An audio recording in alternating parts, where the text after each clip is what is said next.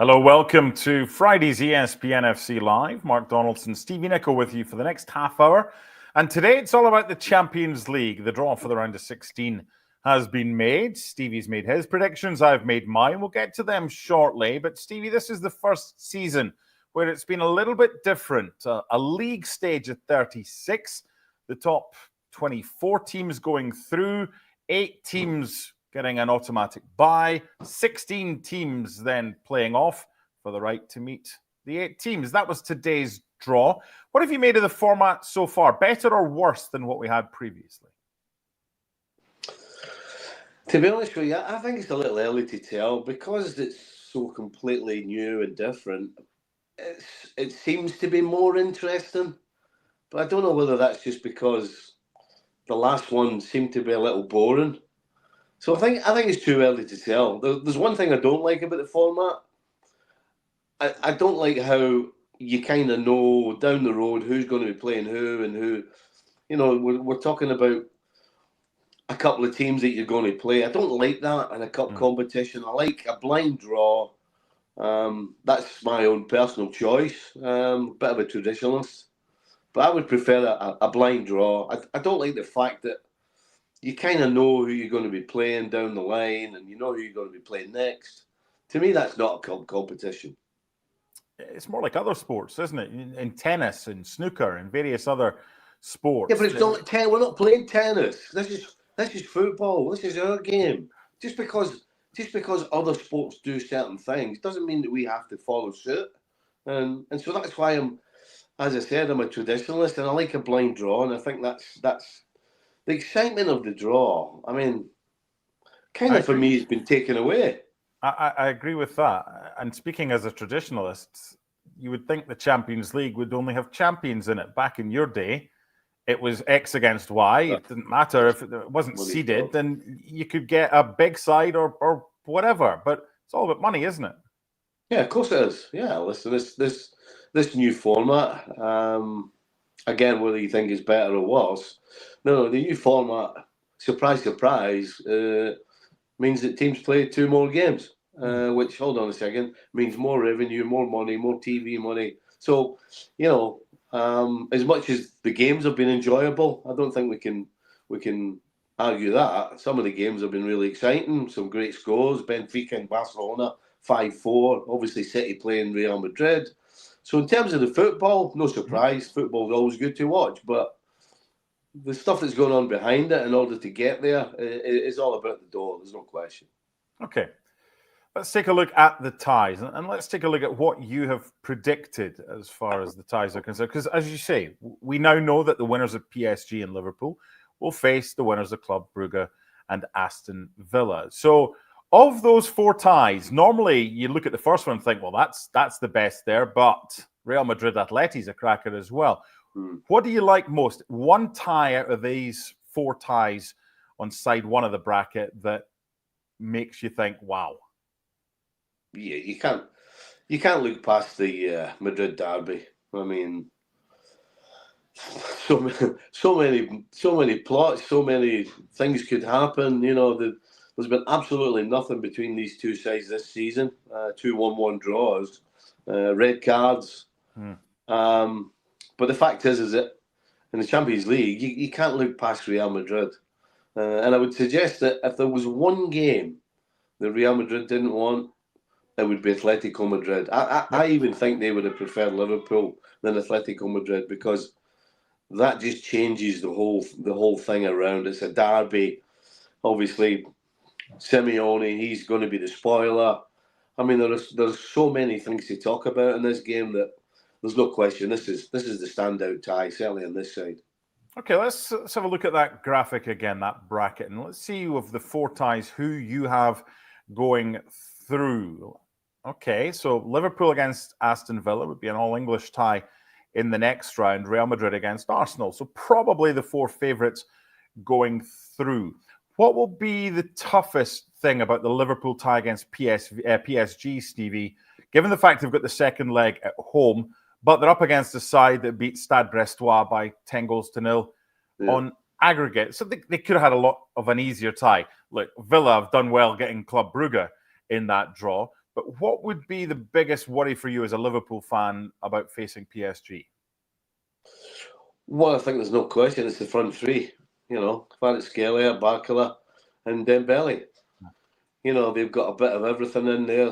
Kvaratskhelia, with the ball at his feet, dribbling past people. Dembele recently has been on an incredible run of finishing, and Barcola is a real handful. And there's a lot of pace in there. So for me, it's all about keeping those three quiet.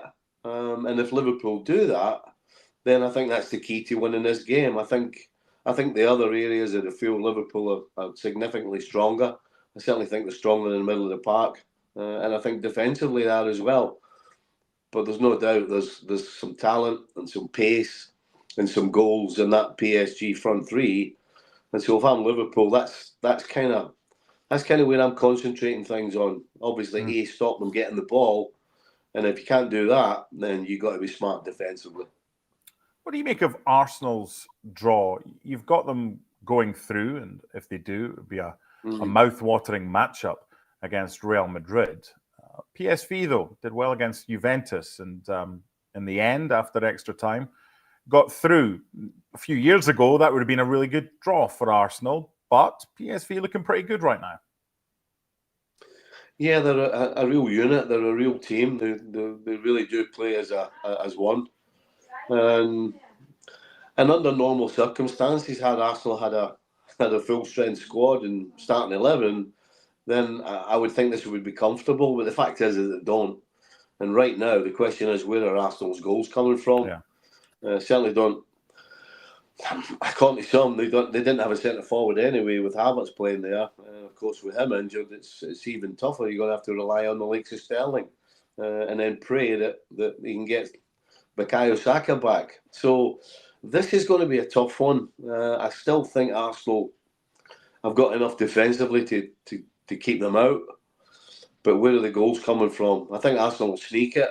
I don't think this is going to be an easy tie for Arsenal, but I just think they've got enough to go through. I was listening to Unai Emery's press conference, and he was asked about Club Brugge. And normally you get, tough tie, and they give you nothing. He's like, we're happy to get them, and they'll be happy to get us as well. Because I'm sure, I don't know if you were on that night when Club Brugge played Aston Villa, if you were on ESPN FC, but it was when Tyrone Mings thought the ball wasn't yet in play, basically picked it up and gave away a penalty. It's the draw that they both probably wanted, and it's a super draw for Aston Villa against a side that pretty much needed that win to get into the top 24. Well, I think the key for both teams is that if they're at their best, they can both beat each other. If that makes sense. Aston Villa at times have been a little inconsistent because of the extra load they've had in the Champions League. And Brugge, they've played some really good football, scored some goals at the right time. And obviously, going through the way they did shows they've got a bit of steel about them. So this is really about who's at their best on the night of the games, because either side can win this tie. But I'm going to go with Villa, and I think the deciding factor will be the fact that Unai Emery, absolutely, you talk about being through the ringer in Europe. This guy knows Europe inside out. He knows what it takes. He knows how to make good decisions during games. Tactically, he's as good as anybody in the game. And I think probably his coaching and his tactics and his motivation could be the deciding factor, and that's why I'm going to go for Villa. Okay, so we're not jumping around. Let's go back to that bracket that you'd done, and let's finish it off with who's going to be in the semi-final from that side. First against ninth in the Premier League, no surprise. Real Madrid, probably a harder game against Atleti. If they can get through that. Arsenal, were you close to thinking that Arsenal might be the ones that would face Liverpool in the semi-finals, or is Real Madrid's record, 15 Champions League European Cup wins, just something that was an easy pick? Yes. Yeah, it was an easy pick. Listen, we all know that the games are not played on paper. You've got to step on the field, and you've got to do all the things that get you victories in games, goals and defending and all these great things. But you cannot back against Real Madrid in the Champions League. You can't. I mean, we can talk about them on the field. I mean, look at the front four they have. Like against Manchester City, the front four absolutely destroyed them. Now, yes, Manchester City defensively, I've certainly had some problems recently. But saying that, I don't think there's a back four that wants to take on that front four of Real Madrid. Certainly, if they're playing at the peak and at their best, they just got everything. You know, they got match winners, they got pace, they got guile, they got smarts. They're just something you don't want anything to do with. And you add the history of the competition, and you talk Real Madrid. You just can't go against Real Madrid in this competition. You can't. Okay, let's go to the other half of the draw. And looking at it now, I wouldn't use the word weaker. I would say for the teams in this half of the draw, they'd rather be in this half than the other half when you see Real Madrid and you see Atletico Madrid and Arsenal and Liverpool and PSG and the likes. This isn't bad. This isn't bad. So let's see what you've got as the 4 teams that go through to the quarterfinal. Okay, well, so the thing that stands out there is you've got Leverkusen beating Bayern Munich. Now, last weekend it was 0-0, probably should have beaten them. Bayern weren't great against Celtic. So that's the kind of shock that you've gone for there. How difficult a decision was that to pick Leverkusen over Bayern Munich? I don't think it was that difficult. And certainly, in terms of history, it may be a shock. But in terms of today, I mean, Leverkusen are a well-run, smart, tactically sound team that and people like Wirtz have match winners. And Bayern Munich maybe sitting top of the Bundesliga, but they've been a little inconsistent. They've been a little fortunate with some of the results. And I kind of trust Leverkusen more. I think they're more consistent in what they do. And as I said, they got match winners. So yeah, I don't trust Bayern right now. I certainly trust Leverkusen more than Bayern. And if you watched the game last week, Leverkusen absolutely outplayed Bayern for fun. Mm-hmm. Yes, you could argue that in the first game at Bayern in the Bundesliga, Bayern were the better side. But to me, I think Leverkusen are a better team overall. Bayern just have more players, shall we say, that can pull a goal from nowhere or be a match winner. But I don't trust them. And I trust Leverkusen more in the process, as Xabi Alonso calls it. So that's why I'm going for Leverkusen. I'm just thinking, if you were to swap the coaches and it was Bayern Munich with Xabi Alonso as coach, you'd take them over Leverkusen, right, wouldn't you? Just don't trust Vincent Kompany right now. So what about the other ties that we have down there? Let's see that graphic again. Let's see who you've got going through from those quarterfinals. I haven't seen your answers to this. This is brand new to me. Okay, Barcelona and Bayer Leverkusen. Again, Borussia Dortmund struggling a little bit in the Bundesliga right now. Leverkusen, you've got them beating Inter. By the way, they're 6 without defeat against Bayern Munich, including a win in the Pokal. So it would be quite the letdown if they were to beat Bayern and not get past Inter. That would be a tasty semi, would it not? Barcelona against Bayer Leverkusen, if that's what happens. Yeah, absolutely. Right. I mean, you're talking about, for me, Barcelona is a team that relies on the pace, particularly of Rafinha. Obviously, the goals of Lewandowski and Yamal on that wide right hand side, but they do have a questionable back line, in my opinion. I think they hold way too high a line at the wrong time. Certainly more exciting to watch than Leverkusen, I would suggest. But that sort of little steam engine that Leverkusen is, that Xabi Alonso has them. They have a way of playing, and they just keep going, and it's at a certain level. You know, they're never absolutely frightened, and they're never rotten. They've got a real consistent way of playing about them, and I think that's going to be the difference against Barcelona. Yes, Barcelona on their day can be just mesmerising with that front three, but as I said, I really don't trust that back line. The high line is way too much of a gamble for me, And I think Leverkusen will get smart players and will exploit that. Okay, let's take a look at your semi-final lineup and who you've got going through to the final. How difficult was it to predict Liverpool Real Madrid using the head or the heart? Well, I mean, obviously the heart rule says Liverpool. You can argue Liverpool have been way more consistent this year than Real Madrid have.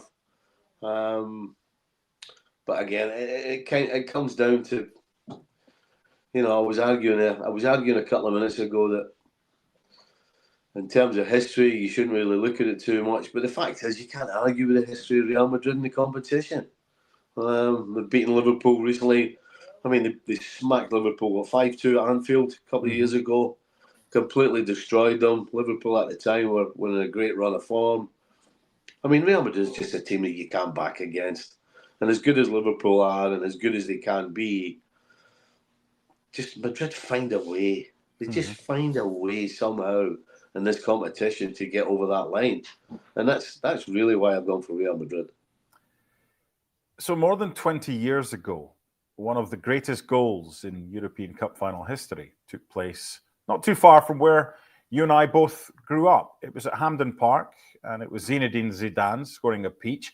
And it was the same two teams that you've predicted in the final, Real Madrid and Bayer Leverkusen. Back in those days, it was the Zidane and Roberto Carlos for Bayer Leverkusen. It was Michael Ballack. And yeah, it might have been a different story, and Leverkusen got to the final, but they weren't quite strong enough for Real Madrid. Is it going to be the same in this one? Are you having Real Madrid winning their 16th, or are you having Bayer Leverkusen completing what would be a phenomenal couple of years and winning the title?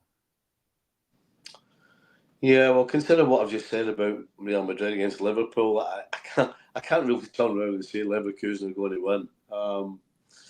Although they have an incredibly good chance because of all the things I've said, particularly that consistency that they have, the way they play, the process. They always stick to the process, and that's why particularly the last 2 seasons they've got a lot of late goals, because they trust the process and they all buy into it and they all believe in it. But unfortunately for Leverkusen in this final, they're up against Real Madrid with, as I said, that incredible front four and the history itself. So I can't back against Real Madrid, but I think it certainly would be a great game. Of all the people you and your wife Eleanor know, who's most likely to phone you when you're live on TV? Oh, my daughter, guaranteed. Always puts her foot in it.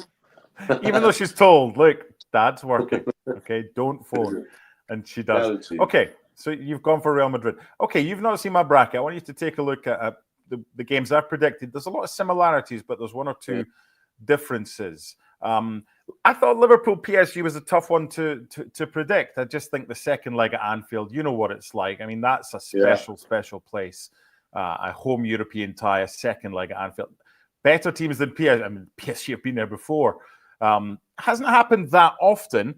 It's only I think the 4th time that the sides have met in UEFA competitions, 2 wins each. But better teams than PSG have crumbled at Anfield. So I've got the same Liverpool against Villa as you. So this was the difficult one for me, because I had Real Madrid winning the whole tournament if they got by Atletico Madrid. And I've just seen enough of Atleti. I pretty much commentating them every single week. And in the Champions League, there is a history, of course. They've met in the final, went to extra time. I've gone for Atletico Madrid, not to win the whole thing, but I just think with the second leg at the Metropolitano against the Real Madrid side, does that sound weird? Picking Atleti, whereas if I'd picked Real Madrid, I would have picked them to win the whole thing. No, this is a derby. This is a different, this is a unique situation.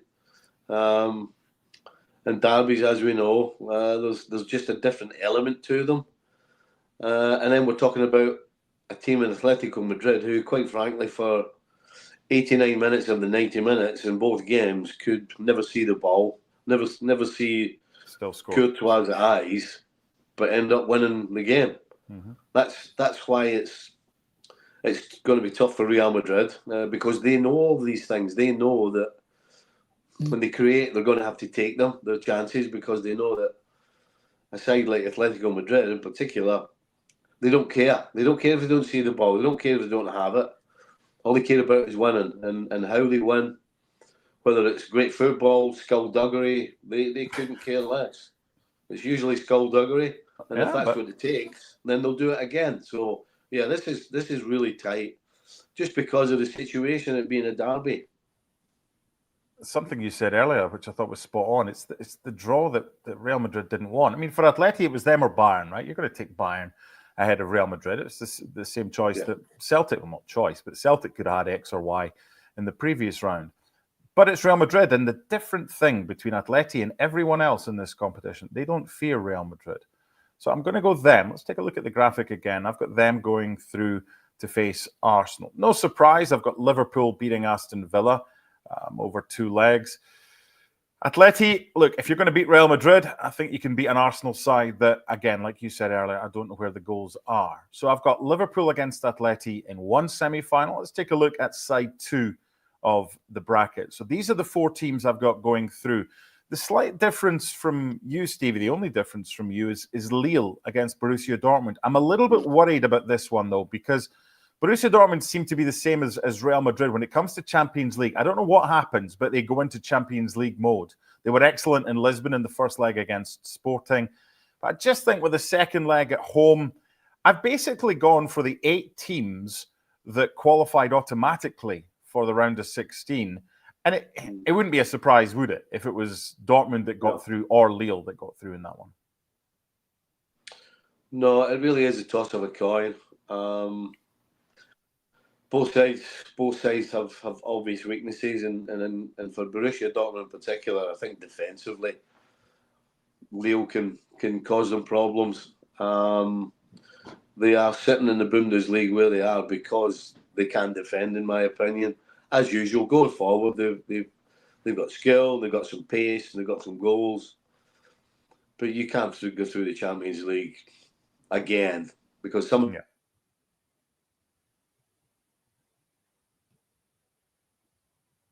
With a side that couldn't defend to save their lives in the Bundesliga, they can't surely do it 2 years in the trot. So yeah, I don't have a problem with your Lille shout. Okay, so that's the quarter-final bracket, and the semi-final. No surprise, I suppose. Bayer Leverkusen, Inter. I think I've gone the same as you for that one. As we look at the semi-finals, obviously there's the difference because I've got Atleti in there, but our final is not too dissimilar. I've got Liverpool getting through against Atleti, and I've got Barcelona against Bayer Leverkusen. So while you've got a Liverpool-Real Madrid semi-final, I've got a Liverpool-Barcelona final. What chance right now do you think of either one of us being correct as far as the final matchup is concerned? Liverpool-Barca or Real Madrid-Leverkusen? Well, judging by our previous attempts at figuring out, then probably not a lot. Not very good. Who would you like? Well, you've got two completely different teams in the final than me. Yeah. So one of us might be right. Probably both of us will be wrong. You've got Liverpool against Real Madrid in the semi. I've got Liverpool against Barcelona in the final. What's a tougher game for Liverpool? 2 legs, home and away against Real Madrid, or a one-off against Barca? Oh, two legs against Real Madrid. Yeah, Real Madrid are capable of destroying anybody. And if you give them 2 attempts at it, then there's a 50-50 chance on one of them they're going to give you a torrid. So I would.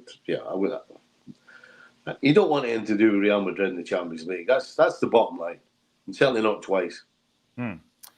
So I've got Barcelona beating Liverpool in the final. You've got Real Madrid beating Liverpool in the semi-finals and then beating Bayer Leverkusen in the final. So I don't know if this is a format that's probably going to be around for a while because obviously it ties in with the Europa League and the Conference League and it's a similar format there.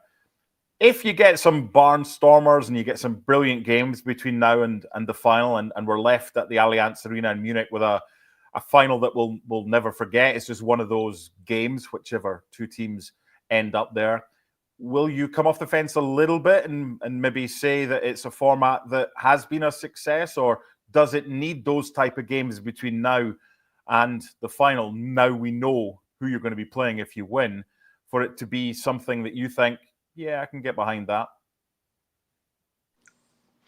You're going to get behind it anyway because we're watching football.